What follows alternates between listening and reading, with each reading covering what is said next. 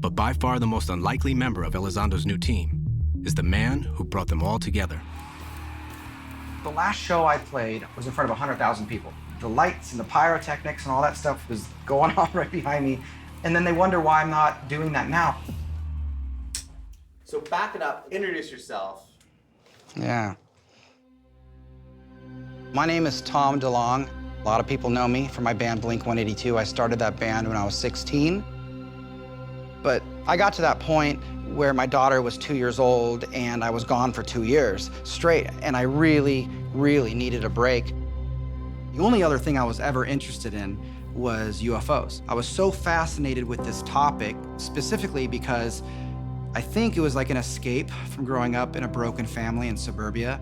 The idea of who we are and how we see ourselves and where we're going and where we're from and what this is all about, that all seemed to be wrapped up in this idea of unidentified flying objects.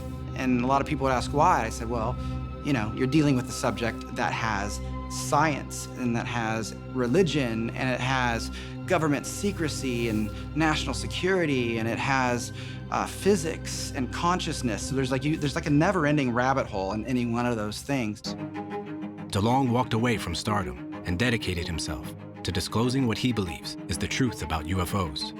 I needed to get into the government, and I needed to find the people that deal with this subject and let them know what I'm thinking of doing. DeLonge says he was able to secure a meeting with a high-level aerospace executive with deep connections to the military. All of a sudden, out of nowhere, I had an opening.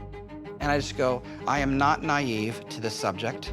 I understand the national security implications of this subject, but I am asking for your help because I need guidance. I just need somebody to help me and give me advice. And he leans back and he goes, okay. That's when my life changed completely. Soon, DeLonge was covertly communicating with powerful people, including General William McCaslin, the former head of a billion-dollar Air Force research lab, and John Podesta, the former presidential advisor who once said his biggest regret in the White House was not releasing the government's UFO files.